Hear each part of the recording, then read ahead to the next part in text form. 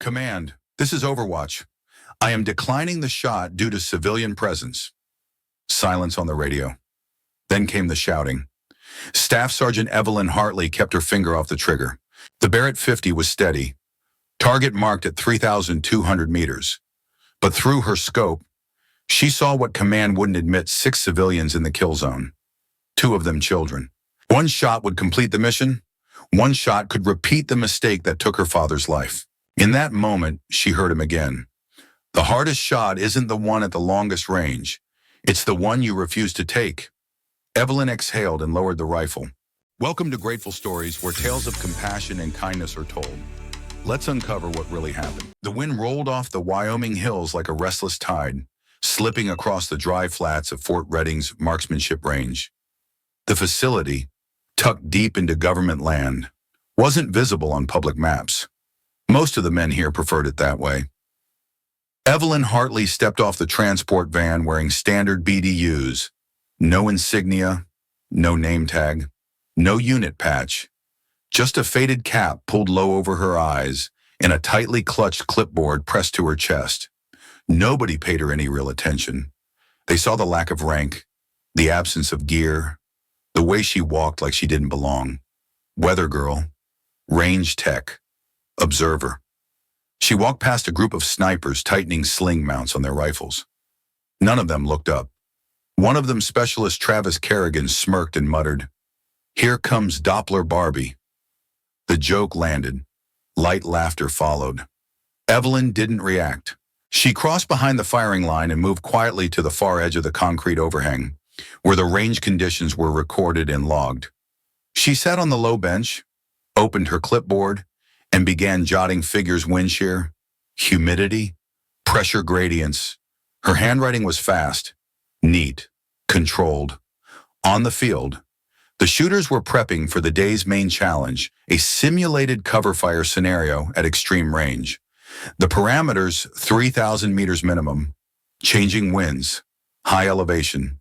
Lieutenant Nolan Bishop stood near the digital map display, tapping updates onto a touchscreen. Master Sergeant Frank Delaney, the lead instructor, briefed the group with his gravel-thick voice and blunt authority. Only our most experienced shooters will attempt the primary shot. Everyone else, observe, log your corrections, and stay out of each other's way. No one looked at Evelyn. Delaney's eyes passed over her without stopping. Not a flicker of recognition. That was exactly what she wanted. Kerrigan leaned back against the table, his boots crossed, chewing a protein bar like it owed him money. She taking notes for the weather app or for Instagram. More laughter. Even Bishop cracked a small grin. Evelyn noted the crosswind shifting at mid-range and made a small red mark on her sheet. She didn't flinch, didn't glance up. She had memorized the wind flag movement by feel. She knew the terrain's fault lines like scars.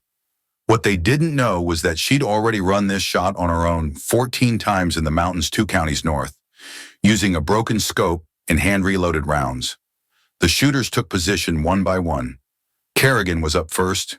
He adjusted the bipod of his custom Barrett MRAD, whispered something to himself, and fired. A sharp crack, a long pause, missed, low left, 6 inches. Kerrigan frowned, adjusted, fired again. Missed. Wind drift.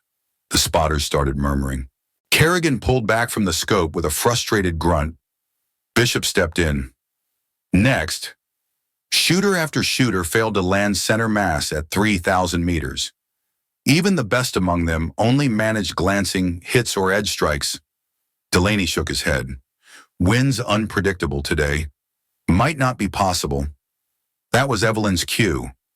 She stood up, set the clipboard down slowly, and walked toward the line. The silence was immediate. "I'd like to take a shot," she said simply. Kerrigan scoffed. "With what?" "Your clipboard." Delaney blinked. "You ever fired one of these before?" Evelyn kept her voice even. "Yes, Sergeant. Not this model, but I'm familiar with its mechanics." Bishop looked intrigued. "She's kidding, right?" But Delaney was already gesturing. "Fine. Take Turner's spot. He's done for the day. Turner stepped aside, grinning. Make sure you aim the right way. Sweetheart. She didn't answer. She adjusted the prone mat, shifted the bipod angle slightly, and lay down behind the Barrett. She tapped the stock once with her gloved hand, closed her eyes for half a second, then opened them focused. The scope wasn't zeroed for her. The elevation knob was half a click off. She made the adjustment by feel. She inhaled, noticed the microcurrent curling off the east bluff, compensated half a degree left, crosshairs centered. She squeezed the trigger. Smooth. No jerk. The rifle barked once, echoed over the ridge, and then nothing. Just the wind. 30 seconds passed. Then the range radio crackled. Direct hit. Center mass. Distance confirmed 3,580 meters. A full 20 meters beyond the standing record. No one spoke. Even Kerrigan had gone still. Bishop looked at Delaney. Delaney reached for the log tablet and keyed in the shot confirmation. Shooter, name the system prompted. Evelyn stood up, brushing dust from her elbow. Hartley. Evelyn E. Delaney's hand froze mid-type. His head turned slowly, eyes narrowed. Hartley, he said, voice suddenly hoarse, as in, yes, Sergeant. Her voice didn't waver. Samuel Hartley was my father. A weight dropped into the air around them. Some of the younger shooters blinked blank faces, but Bishop's jaw clenched, and Kerrigan took a half step back, like he'd seen a ghost. Delaney stared at her for a moment longer. Then Evelyn set the Barrett down gently on the table, gathered her clipboard, and walked off the range without another word. No salute, no satisfaction. Just the sound of boots on concrete and the wind at her back. Behind her, silence held like a drawn breath. And somewhere in the far right corner of the range, a single shot echoed in eternity, longer than any of them could understand. Before they called him Ghost, they called him Precise. Staff Sergeant Samuel Hartley could read the wind like scripture. He didn't measure conditions, he felt them. A shift in light, a flutter in the tree line, the scent of dry air before dusk. His shots were quiet, clean, and final. By the end of his second deployment, no one asked how he did it. They just called him what he became. Ghost. Operation Iron Mantle changed that. It was supposed to be surgical, a hostage extraction along the Afghan-Pakistani border. 2 squads pinned down in a village compound. Air support delayed. Samuel was tasked with overwatch 100 meters out. High ridge, dusk winds. They gave him the target, coordinates, confirmed position. They said, you shoot when told. But through his scope, he saw something else. Women, a child, no older than 8, clinging to a torn blue scarf. They weren't supposed to be there. The briefing had been clear, 0 civilians. But they were there, moving through the alley. Seconds from impact zone. Samuel radioed command. Negative on fire. Civilian presence confirmed. They hesitated. Then came the order. Disregard. Fire as briefed. He refused. The shot never came. The next morning, the mission was declared compromised. 3 soldiers were killed during extraction. Intel shifted the blame. They needed a scapegoat. Samuel was removed from theater within 48 hours, stripped of clearance, placed under investigation. The press never learned the details. They were told it was an operational breakdown. Hero sniper loses edge. That's what one military blogger wrote. 3 weeks later, Evelyn received the last letter he ever sent, handwritten, sealed in a torn envelope. Inside it, just 1 page. The hardest part isn't missing the shot. It's knowing you could have taken it, but shouldn't have. Real aim is moral, not mechanical. Remember that. She read it 12 times. Then once more in the dark after the knock came at their door. 2 officers, a folded flag, no details, only a word suicide. Her mother didn't say a word for days. She just folded the flag into a drawer and locked it. Evelyn was 15.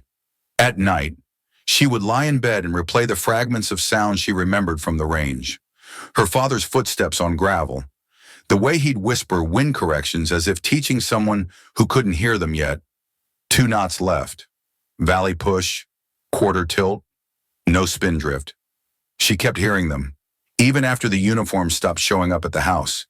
Even after the medals were reclaimed, they'd rescinded his record, stripped his citation, and erased his name from the sniper's log. Ghost had been made to vanish for real this time, but Evelyn remembered. She started sneaking out to the bluffs north of Cheyenne, a forgotten stretch of state land with no cameras, no fences. She borrowed an old rifle from a local range and told the owner she was writing a paper on ballistics. He never asked for ID. At night, she reloaded shells by hand, calculated drop rate, built her own elevation charts from topographical maps she pulled from a library basement scanner. She was 17 when she made her first 2,500-meter hit, alone, wind howling, standing on her father's old shooting mat. She didn't celebrate. She just took a photo of the impact and filed it away. From that day on, every shot had one purpose, not revenge. That wasn't the mission. She wasn't interested in a headline or a medal. She didn't want apologies or handshakes. She wanted proof. Proof that he was right.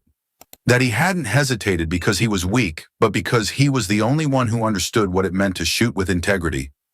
When she turned 18, she legally changed her last name to Evans and filed for enlistment under her mother's maiden name. Her scores in basic were unremarkable by design.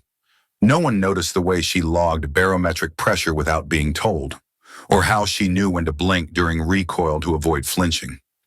She kept quiet, played the role, smart, but probably better suited for logistics. One instructor wrote, she didn't correct him. Over the next few years, she requested transfers strategically, never stayed long, just enough to watch, learn, and map where the elite sniper units rotated. Then came the opening at Fort Redding, advanced marksmanship facility, restricted training, select entry, the same site where her father had once helped draft protocols for extreme range shooting back when his name was still in the books. She applied for a civilian analyst slot and got approved for a 3-month rotation as an atmospheric technician. No one even asked why someone with her credentials would take such a low-tier role. She showed up with a clipboard and no insignia. Just like he had. Once, during a training rotation, no one remembered anymore. Ghost's shadow moved again, but this time it had eyes. At Fort Redding, she didn't just watch the wind. She watched them. Every shooter, every instructor, the way they adjusted their positions, whether they overcompensated or trusted the system. She logged every deviation, quietly, carefully. She wasn't planning to take the shot herself, not at first. Her plan was to document the failures, present the data, force a conversation about the techniques that had been erased after her father's downfall. But something changed. The shooters kept missing. The range conditions became unpredictable. And none were adjusting for the mid-range wind curls. The ones her father had warned her about. The ones she'd learned to feel in her bones. She realized then data wouldn't be enough. They needed to see it, with their own eyes, what it looked like to shoot with Ghost method. So she waited for the day they'd be forced to try the record distance, waited until the best of them fell short, until silence settled on the range like defeat, and then she stepped forward. One shot, straight through the shadow of everything they'd buried. Evelyn Hartley ceased to exist the day she signed her enlistment papers. The name printed on her ID was Evelyn Hartley, a legal alias filed quietly through court records 2 counties over. It wasn't falsified, just redirected, her mother's maiden name, a fresh history, clean. It took 18 months of quiet rotations, low-profile assessments, and deliberate underperformance to go unnoticed. That was the plan: never shine, never stumble, just exist. And then she was assigned to Fort Redding. Timing, as always, was everything. The moment her boots hit the tarmac, she knew the operation was in motion. The chatter among instructors, the shifting personnel, the arrival of new mission briefings, they all pointed to one thing another: high-risk extraction under unstable conditions. She kept her face still, Her hands didn't shake as she signed in as a junior data specialist for environmental analytics. Her old clipboard returned to her grip like an old weapon. Nobody looked twice. No one questioned why someone with her test scores was doing wind charts and target flag calibrations. Master Sergeant Frank Delaney glanced at her once on the second day, gave a nod. Nothing more. She watched him closely. His routines hadn't changed. Still arrived early. Still read physical maps like he didn't trust the tablets. Still carried the burn of old scars in his eyes. She tracked his gait, the way he checked the range line, how he paused 1 second longer before every safety brief. She made notes in the margins of her weather logs, details only she would understand. By the end of week 2, she had a full behavioral profile on every member of the sniper staff. Kerrigan impulsive, insecure under pressure. Bishop analytical, but loyal to command. Delaney guarded, precise, carrying weight he didn't speak of. But something was wrong. Something deeper. During a late inspection, Evelyn noticed Delaney hovering over a sealed locker in the back of the mission control bay. He didn't open it, just stood there, one hand resting on top, like it anchored him. That night, she bypassed the firewalled range network using a private access protocol, one she'd designed 2 years ago in anticipation. Inside the directory, buried under layers of generic training documents, was an encrypted folder labeled Iron Cached. Her breath caught. The files were time-stamped 3 days prior. Someone had pulled records on Operation Iron Mantle. She cracked the encryption in under 10 minutes. The folder contained maps, field audio logs, and one still image blurred but unmistakable. A satellite photo of the kill zone from 8 years ago. She zoomed in. There they were, the civilians. Faint outlines. A small cluster centered around a woman holding something close. A child, she realized. They had been there, exactly where her father had said, and someone had known it. Her heart slammed against her chest as she checked the download log. Requesting Officer M.G. Aldridge, V. General Victor Aldridge. Still in command, still rewriting history, still hunting ghosts. She shut the file, encrypted her terminal, and left the lab with shaking fingers curled in her pockets. The next morning, she requested to see Delaney in private. He met her in the munitions shed, eyes wary but calm. Something wrong with your station. Specialist, no. Sir, she said. Her voice was flat, controlled. I have questions. About Iron Mantle. He didn't blink, but something in his jaw tightened. I saw the folder, she added. I know who pulled it, and I know what's in it. Delaney studied her face long and hard. Then he did something unexpected. He turned and locked the shed door. Evelyn didn't move. She could hear her own heartbeat, loud and clear. Delaney walked to the back of the room, knelt, and pulled up a floor panel beneath the workbench. Inside was a small reinforced safe. He entered a code. It clicked open. From it, he withdrew a single file folder. Weathered edges. Real paper. No digital copies. He handed it to her. I've had this for 8 years. He said, never showed it to anyone. She opened it.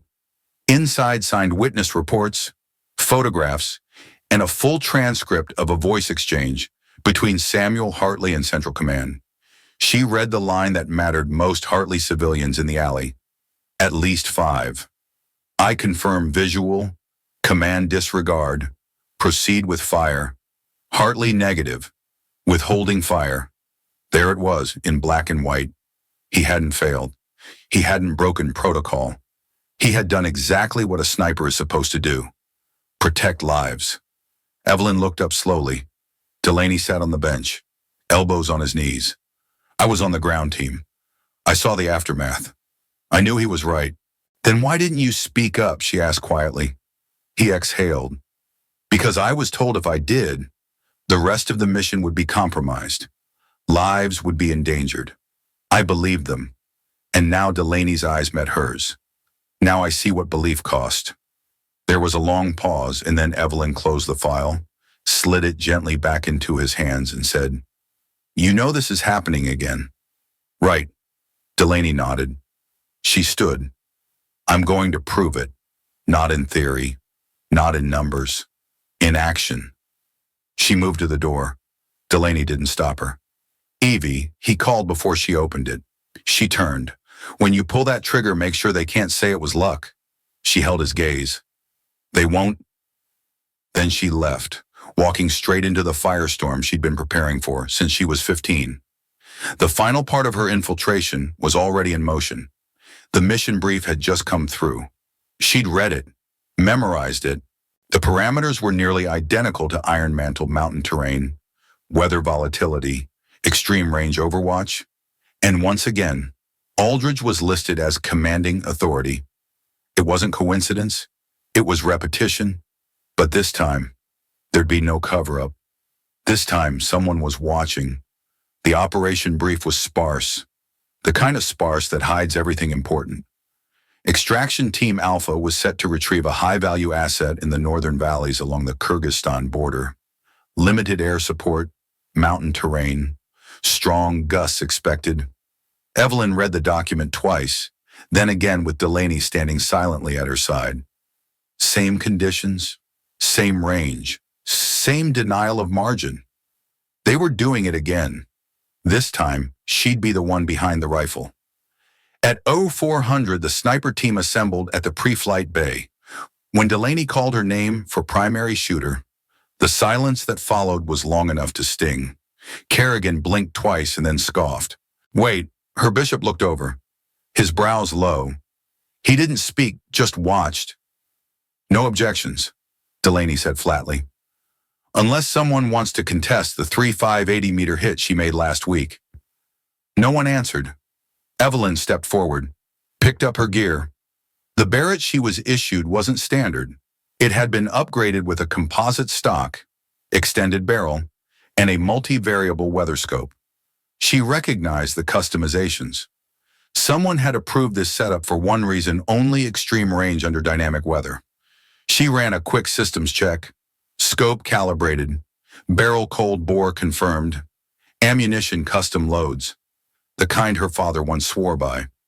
At 0500, the helicopter blades cut the morning silence.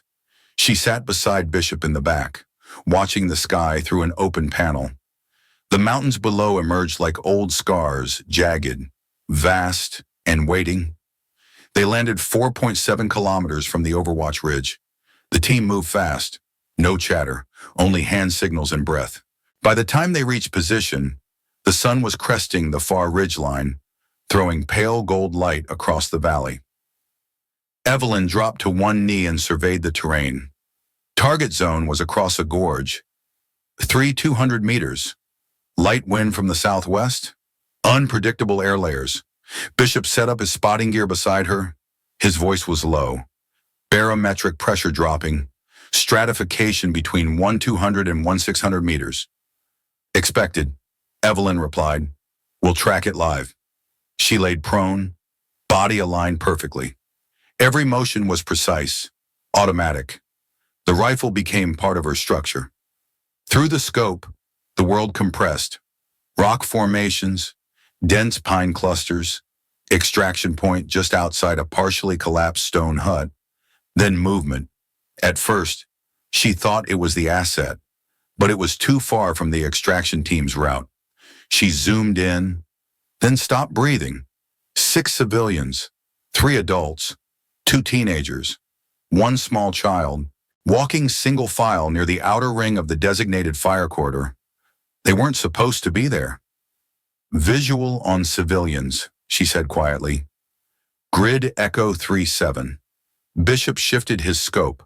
Confirmed. 6 unarmed. They're in the outer sector. She keyed her comms. Overwatch to command. Civilian presence confirmed in designated zone. Echo 3-7. There was silence, then static. Finally, Overwatch. Command. Negative on civilian intel.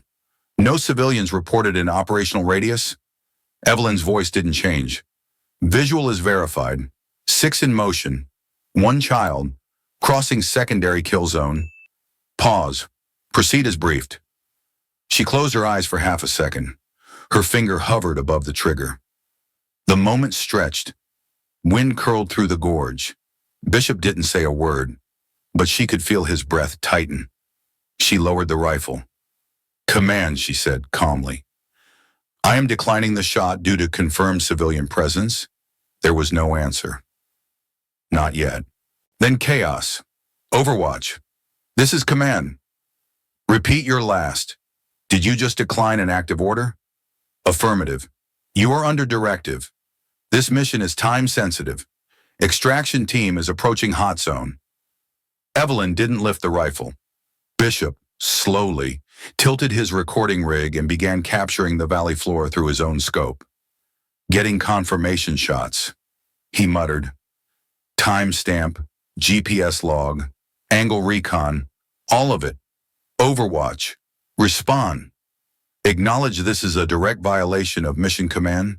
"I acknowledge," she said, "and I stand by it." Her heart thudded once, sharp, but she kept her breath steady. Through her scope, she saw the civilians stop, briefly confused. The child stumbled. One of the women reached down to lift her. That was the moment, the exact mirror of what her father had once seen. Bishop leaned closer. "We've got full resolution. Uploading encrypted feed now. If they push this, someone's going to be exposed." Radio static again. A long pause. Then a voice Evelyn didn't recognize. Clipped. Professional. "Overwatch. This is Command Central. Mission abort confirmed. Repeat, mission abort. Extraction team redirecting to fall back." Evelyn blinked. The wind gusted again. Harder this time. Bishop sat back. They called it off. They actually called it off. She looked at him. "First time in 8 years. He nodded. "It's because you made them look. And I got the footage." She rolled onto her back, the barrel of the Barrett cooling beside her. No one clapped. No one cheered. But in that moment, the silence felt different. It felt like breath being held and finally released. An hour later, the team regrouped at the fallback LZ. Delaney was waiting. His face gave nothing away. Evelyn stepped off the helicopter with Bishop beside her, carrying the encrypted drive. "Report," Delaney asked. "Civilians confirmed." Bishop replied. "Mission aborted. Data captured and logged." Delaney's jaw flexed. "You defied command." "I followed the shot that was right," Evelyn said quietly. He looked at her, then nodded. "No one died today." She didn't answer, because that was the point. Behind her, the mountain wind kept blowing indifferent, untamed. But for once, someone had listened. And this time, history hadn't claimed another name. The confirmation came at 0600 the next morning. High-resolution satellite imagery, time-stamped and verified, showed exactly what Evelyn and Bishop had seen: 6 civilians, including a child, moving through the designated fire zone moments before the abort. The report was short, but definitive. It left no room for denial. By 0900, Fort Reading Command received orders from above. An independent review of Operation Iron Mantle was now underway. It wasn't just a footnote. It was an official inquiry ordered by the Joint Oversight Committee. Delaney read the memo in silence, lips pressed into a thin, unreadable line. When he looked up at Evelyn, his eyes said what protocol couldn't. "You did it." The air in the briefing room felt different that day. No one mocked her. No one avoided her. Even Kerrigan offered a nod, silent, awkward, but real. In the command center, a locked file cabinet was opened for the first time in 8 years. Inside it, the original after-action reports from Iron Mantle, the ones never submitted, the ones that showed the civilian movement logs, time-stamped audio warnings, and the initial refusal order from Samuel Hartley. All of it, buried, all of it, now unearthed, and none of it could be ignored anymore. 3 days later, Evelyn stood at the far end of Fort Reading's memorial wall. The sun was low, the sky clear. A line of names carved into black granite stretched out before her, each one etched by silence and sacrifice. The far right corner had been blank the last time she saw it. Now, it held one more name. Hartley, Samuel G. Staff Sergeant, 3rd Recon Sniper Unit, Operation Iron Mantle. He didn't miss. He refused. The final line hadn't been requested. Delaney had insisted on it himself. Evelyn reached out and touched the letters, her fingers resting against the cold stone. They felt sharp, clean, permanent. Behind her, Bishop approached without a word. In his hands was a small, worn box, military-issue oak, polished but scratched from time. Delaney joined them, his uniform pressed sharp, his voice quiet.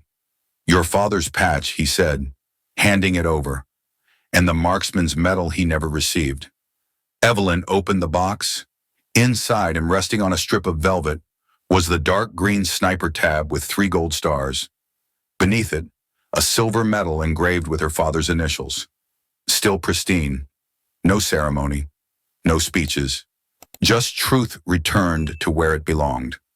She took the medal and clipped it to her own uniform just above the heart. Delaney didn't stop her. He stepped back and gave her space. Bishop lingered for a moment longer. Then, carefully, he pulled a sealed folder from inside his jacket. "I thought you should have this," he said.